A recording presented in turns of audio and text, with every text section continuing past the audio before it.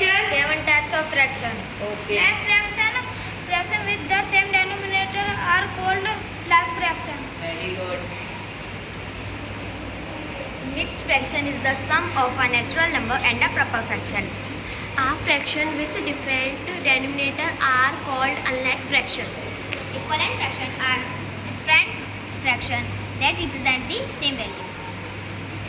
Proper fraction. A fraction in which numerator is less than the denominator is called a proper fraction.